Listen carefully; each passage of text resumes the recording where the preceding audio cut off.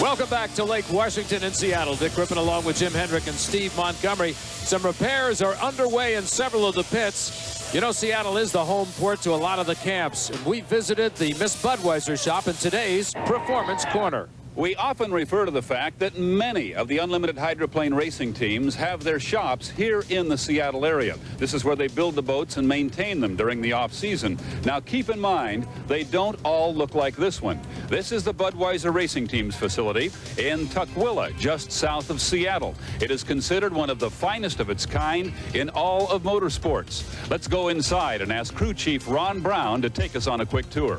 Here at the Budweiser shop, we have the ability to pull both rigs in at one time. Our shop's over 200 feet long with a door in the front and a door in the back. We can literally drive right through our shop. This also gives us the ability to store all our molds up on top of all these rooms that are lengthwise in the shop. Here in our engineering department, we have a table over 30 feet long, allowing us to loft the boat out in full scale. This way we can see how all the parameters fit. We also draw all of our hardware on a CAD system and print everything out here as you see on a plotter. This is a composite shop where all the parts are manufactured for the Miss Budweiser. This mold here is actually an engine cowling upside down in reverse. It's in its final stages now, getting ready to be popped out of the mold. It's been a big advantage here at the Miss Budweiser shop to manufacture our own propellers. You're looking at some of the first stages where it's in its raw forging. Next, it goes into the CNC machine, and you're now looking at some of the middle stages of the machine work. After the propeller comes off the CNC machine, it comes up here to the finishing area. There's as much as 10 to 12 hours of hand finishing to get the sharp blades that the Miss Budweiser requires. This is the construction area of the shop where normally we're constructing new hulls or doing repair work. Fortunately, we don't have any repair work right now. We're setting this boat up for this weekend's race in Seattle. And finally, we're in the engine and gearbox shop where you can see we're pretty well self-contained. We're in a process now of changing a set of gears in one of our gearboxes right now. At the home of Miss Budweiser, doing everything in-house gives us the ability to give Mark Evans, our driver, the winning advantage. All right, let's go racing. Let's do exactly that, but it is windy. Smoke and Joe owner Steve Woomer up on top of his scaffolding. And as you look at the lineup for Heat 2A, you can see the inversion rules in effect, where the last place boat, the previous heat, gets the first lane choice in this heat. Therefore, we look to the outside for our competition as the green flag falls for the start of Heat 2A. Watch to the outside, lane number 5, Smokin' Joe's Mark Tate out of Michigan is going to try to take the lead as they go into the turn. He has got himself in a good position, but DeWalt Tools, as you look down from the Labatt Blue eye in the sky, DeWalt Tools in lane number 3 has taken the lead. Mike Hansen with his first lead of the day, and Miss XI2 has a problem. Miss XI2 spun around as they came into that corner.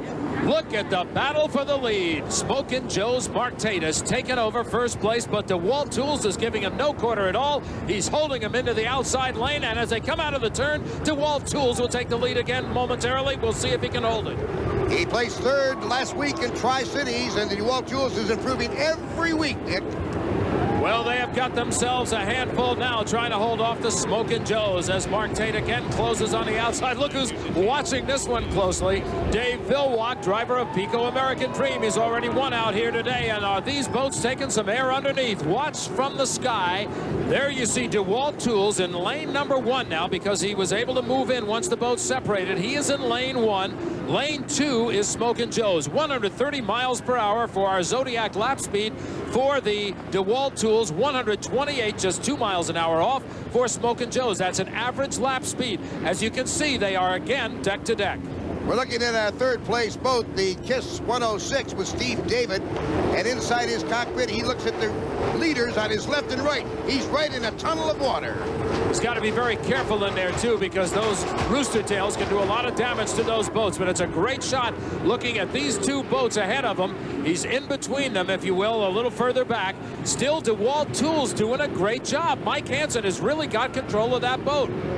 He takes advantage on the turns, but the shoot speed goes to the Smokin' Joe's. As you can see, Mark Tate is stretching it out once again.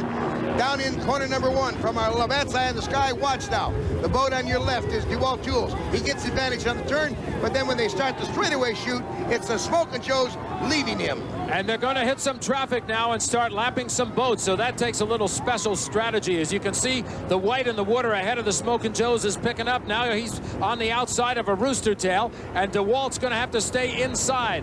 That can play to a disadvantage as the boats have to move around on the course. Still, Smokin' Joes took full advantage. Oh, did he get loose on that turn or what? He held the boat on the water, though, and that's going to pay off. He's doing a good job, a solid job of driving, and it's going to be Smokin' Joes. Great credit to Mike Hansen and DeWalt Tools. Mark Tate, though, manages to nose him out right at the finish line. Smokin' Joes with the win. A great job of driving by both of these guys. Good racing here on Lake Washington. And you can see Mark Webber in the X-Side past the X-Side 2, driven by Mike Jones for a better position. And there's our Fiddle-Loom scoreboard. Smokin' Joe's winning with DeWalt Tools second. Miss Kiss 106 was overall third. Now I know Mark Tate has got to be relieved with that win. But stays like this all day, what kind of a final heat will we see? A rough one, obviously. It'll be a rough one, but you know, the guy that can get over the slop is definitely going to have an advantage, and we need to work on our boat setup real bad.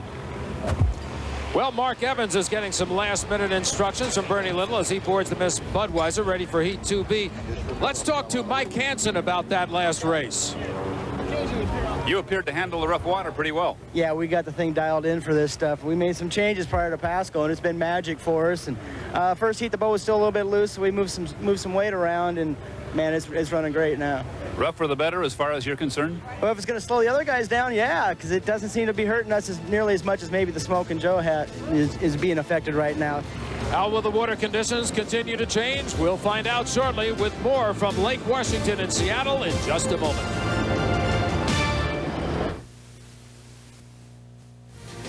Welcome back to Lake Washington in Seattle. The Texaco Cup at Seafair, Heat 2B about to start. Now, it is rough out there. The boats in 2A took some real hard knocks. This is Jim Harvey's U2 Miss Kiss. They're repairing a rear wing and some of the uprights. One of the camps calling it a day. Steve? We have not seen Ken Muscatel's boat. The computers and applications back on the water. It's obvious here we will not, as repairs are not underway in this camp. So that's it for the doctor for today. And the inversion rule continues, where the slowest boats gets the first lane pick in Heat 2B. Chelat's Mill Bay Casino is in lane 1. And on the far outside is the Pico American Dream. And just inside him is the Miss Budweiser. There's the battle in lanes 6 and 5. We will watch as the green flag falls for Heat 2B. Watch the outside, the left of your screen, as the Pico American Dream, the blue boat, tries to set the pace, and so far he's doing it, but he is way to the outside in lane number 6. That plays to a disadvantage. He's really got to handle that boat and pull the strategy off if he can. Pico American Dream, Dave Vilwalk, he watched the Smokin' Joes take the last heat win. He knows what the water conditions are. He's already gotten a win. There's second place, the Miss Budweiser. He's trying to catch him. It's going to be a battle. Let's see what happens as they go down the back stretch. The Pico American Dream getting that rough water again. He just kind of dandy dances on top of that water, but he has control of the boat. Meanwhile, the Budweiser also cracks through and goes to the outside now. He's gone from inside the Pico to the outside after getting through that rough water. Boy, he really did hit some rough water, and it was more than air underneath the boat that time, but he got it settled down. Mark Evans is doing a better and better job each week. Look at that. Nate Brown on the inside, and Miss Budweiser just shoots right by him. So now Miss Budweiser still holding on to second place. Dave Vilwalk leaving no doubt at all that he wants to take every win he can out here today, as any driver would. Our Zodiac lap speed, an average lap speed, 138 miles per hour. The Elan Plus is in third place. Nate Brown has been given a fine for some lane infraction in the first lap. He's in his 5th year as a driver as we look down from our Labatt's Eye in the Sky. Steve Montgomery is with one of the boat owners, Lisa Elstrom. Lisa, Nate's giving the Budweiser a run, huh? Well, it's awful windy out there, but we're hanging in tough. We're sticking in third, and we're hoping to see maybe pass the Bud up this time around. We'll see how we do. Some interesting comments as the owners watch from the sidelines, really not in control of what's happening out on the course. There's your leader still, Pico American Dream. He took it right off the start from the far outside, lane number 6. There you can see, as you look down on the turn, he is just about alone on the course. The closest boat to him, the Miss Budweiser, Mark Evans, is about a quarter of a lap back. A good ride for the Pico's American Dream. Again, we remind you that's the backup boat, and still getting very light on the course is the Miss Budweiser. It could be the backup boat, but he's won 2 races with that boat, the Phoenix race and Detroit race this year. He flipped his #1 boat in practice and qualifying yesterday, and he's back with this backup haul and about to take the checkered flag. So Pico American Dream, this will be the 2nd win on the day for Dave Vilwalk and his team. They're going to be very happy about that. That'll give them 800 points. 2nd place is the Miss Budweiser. 3rd is the Elam Plus as we look at our Fruit of the Loom scoreboard, and the column on to the right is the accumulative points earned today. And of course the Pico American Dream is leading out there, part of the Fred Leland team. They have been putting on a rather unique display for the fans here. They've been showing off that gold cup they won in Detroit earlier this year. They're taking it to every race site, and it's given many ardent Seattle fans the opportunity to see the cup up close for the first time. We'll be back with more. Don't touch that. A3A will be Smokin' Joe's in lane 1 with Mark Tate. Jimmy King in the Linwood Honda lane 2. Mark Webber in the Miss Exide lane 3. Chelan's Mill Bay Casino is lane 4 with Mitch Evans. Larry Lauterbach in the Appian Jeronimo in lane 5. And the Miss Exide 2 on the outside with Mike Jones. And the green flag falls for Heat 3A. Again, we try to concentrate on the fast boat on the inside this time. Smokin' Joe's. Right off the bat, though, Appian Jeronimo with Larry Lauterbach, a real veteran of the hydroplane wars. As we look down from the Labatt blue eye in the sky, you can see he is challenging on the outside in 2nd place. The lane 1 boat now, though, Smokin' Joe's Mark Tate is on the back stretch. He accelerates, and he's got the speed. As we look at our 3rd place boat, Jimmy King and the Mike Jones Exide 2 is out of the race again. This boat right in this spot 3 years ago was upside down when this boat was called the Winston Eagle. It was one of the most spectacular crashes, and it's that canopy that protected this driver. He sprained one little finger and he lost a filling in his tooth. That happened to Mark Tate. And in that particular accident, that boat flew upside down and backwards for about 60 yards before it smashed down. There you see the piston packer of Mitch Evans as he battles his way through the water. And here's Mark Webber. He's trying to get up there and pass the old piston packer. Zodiac lap speed for Smokin' Joe's, 130 miles per hour. This is Larry Lauterbach in 2nd place in the Appian Jeronimo. He's trying to catch the boat he once drove as the Winston Eagle, which is now called the Smokin' Joe's. Larry Lauterbach's family has built many hulls that races in the limited classes. And Larry has raced just about every one of them and anything that floats. Here comes Smokin' Joe's around the final turns now as he looks for the checkered flag. Mark Tate, who knows he's going to have a showdown with Pico American Dream and the Miss Budweiser coming up in the championship heat. Mark Webber coming across there. He's gotten back up on plane. There's your winner, the checkered flag in Heat 3A. Look at Mark Webber all of a sudden. He got back up on plane and found some speed. Yes, he did, and he beats out his teammate Mike Jones once again for a better position. Accumulative points on the Fruit of the Loom scoreboard. Smokin' Joe's with 1,100. Well, I think at this point, if Mark Webber's boat, the Miss Exide, could speak, she'd say, I'm kind of tired right now. Here's Mitch Evans in the Mill Bay Casino, presents the Spirit of Lake Chelan. He did not finish, a rather disappointing outing for him. Mark Tate did finish, and he finished with a win. Mark, there's a lot of talk about the wind. Is it still raceable?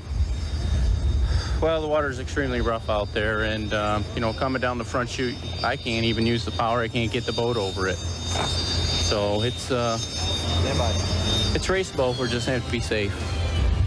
We'll have more of that exciting racing coming up. Stay with us.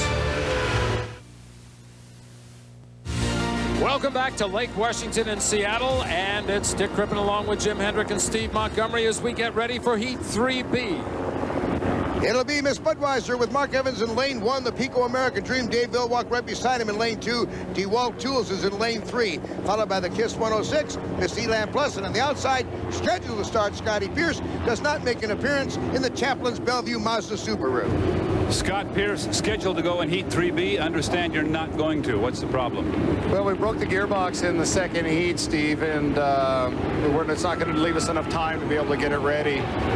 So we're trying frantically to get it ready for the Connie as an avenue to the final if we can win that. Well, we'll see how he does. That's going to be a lot of work to get done before that consolation heat. Here's the start of 3B as we see the green flag go down. Watch the inside. Lane 1 is Miss Budweiser. Lane 2 is Pico American Dream. And right off the bat, Dave Villwalk finds the power and accelerates into the turn. Dick, it's interesting to find out that Dave Villwalk chose this lane 2, maybe because it's too rough, but we're going to have to see. Budweiser has the inside, the short way around the course, but there is Pico American Dream out of the turn first. And if he wants to move over into lane number 1, he's going to have 5 boat lanes on this boat. That's to protect the Miss Budweiser or any boat that's on the inside. Look at the shot from inside. Miss Kiss 106, driven by Stephen David. You can see the rooster tails off to the left-hand side of the boat. You know, these guys have to be attuned to the air around them. Wind gusts can take the boats high up into the air. They also have to be concerned with the water conditions. Waves form. Rooster tails to worry about. 134 miles per hour Zodiac lap speed for the Pico American Dream. Every time they go around, it's a different race course. It's not like a car, as we watch the Kiss 106 trying to pass DeWalt for 3rd place. Every time they go around, it's a hole, a roller, a wave. The course constantly changes. From this position, as a driver, you have to read the course way well in advance. You also have to be able to feel the way the boat is reacting. Wear it like a glove so that if it starts going up, you know right away you have to hit the canard wings on the front of the boat, bring that nose back down. It is tough. You can see some of the waves as the sponson cuts through. Now, as we look at DeWalt, he has moved up into 3rd. That, of course, is Mike Hansen. This is the boat that he was battling. Ooh, look at the looseness on Pico American Dream. Dave Villwalk, you'd think, well, he's out front, so he's going to ease up a little bit. He says he's going to go and keep that boat well out in front. Look at Miss Budweiser, way to the left of your screen, going far to the outside. He may be in search of better water. This water is really roughened up here at this 2-mile oval on Lake Washington in Seattle. Look at the Pico fly right over the top. Here's your 2nd place, Miss Budweiser, giving chase. There you see your leader again. Oh, look at this. The wing struts have broken off the Miss Elan Plus, Nate Brown's boat. They're just flying out there. Well, that could be problems in holding the wings up, so they better be careful. Look at that shot there. You can see the waves as the sponsons cut through them. 4th place we're looking at right now out of the cockpit of the Jim Harvey Motorsports team boat.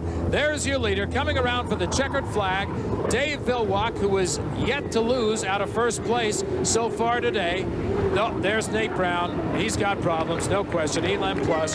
Checker flag goes out. The sound of applause on the sidelines. Pico American Dream, winner of Heat 3B. Every race he has been in so far today, he has won. 2nd place to the Miss Budweiser, and 3rd place, the DeWalt closed in on the Miss Budweiser just at the very end.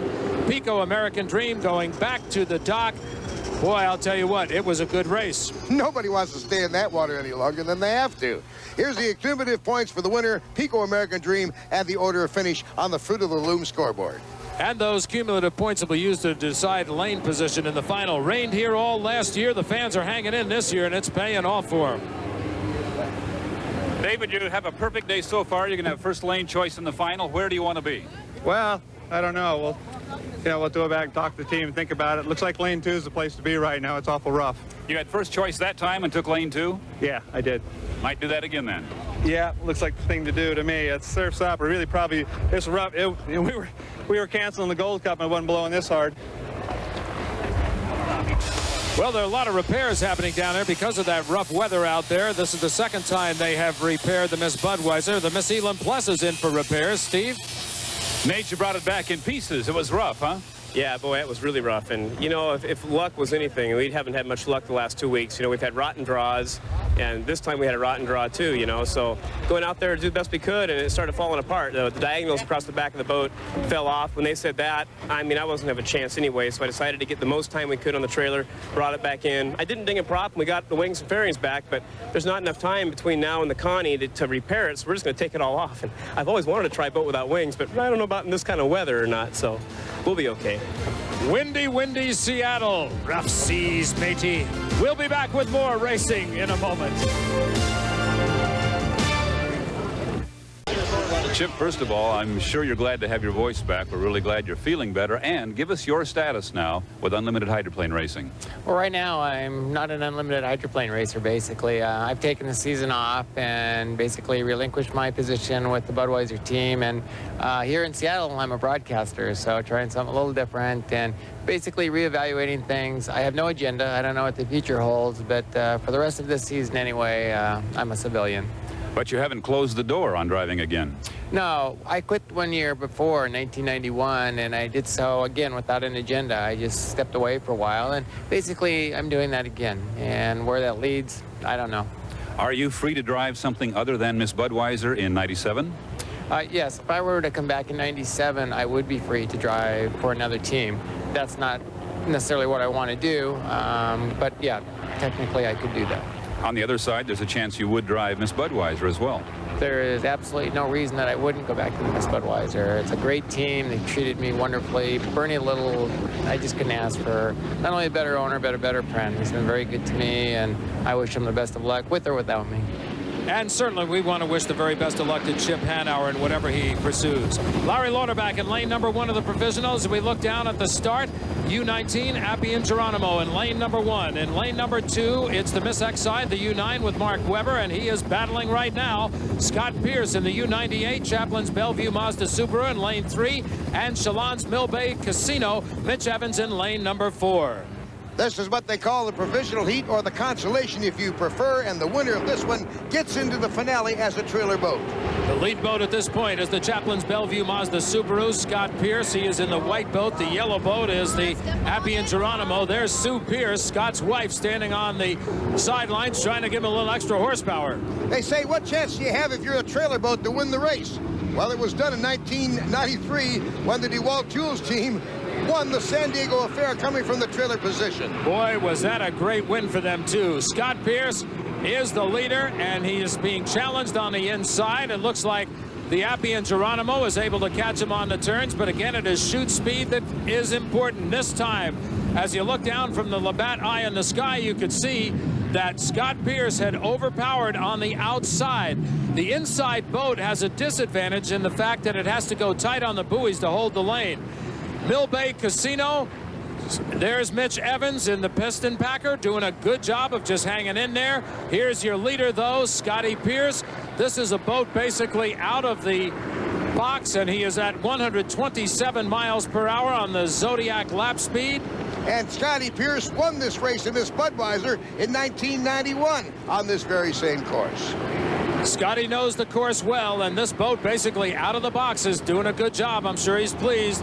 Here's Mark Webber in the Miss X side, and he's hanging in there too, but only one boat will advance to the trailer position in the final. Now look what happened. Appian Jeronimo moved way to the outside. He crossed over the wake of the lead boat, and he has gone to the outside. It looks like he's got engine trouble. He has slowed down, and it appears he is out of it. Larry Lauterbach and Bob Fendler's Appian Jeronimo loses power. He's dead in the water. And that gives Scotty Pierce and the Chaplin Bellevue Mazda Subaru the checker flag, and he'll make the final as a trailer. This is a brand new hull built in 1996, owned by Fred Leland, copied after the Pico American Dream. Well, you know that Scott Pierce has got an ear-to-ear smile inside of that boat, as does his wife, Sue, who is cheering from the sidelines. In the unlimited light final, Mark Webber, you know that name. He was in the Red Dog on the outside, and Brian Reynolds, the Flying Hawaiian in the Miss Sea First Bank, battling out front. Don't think this rough water didn't toss these boats around a little bit.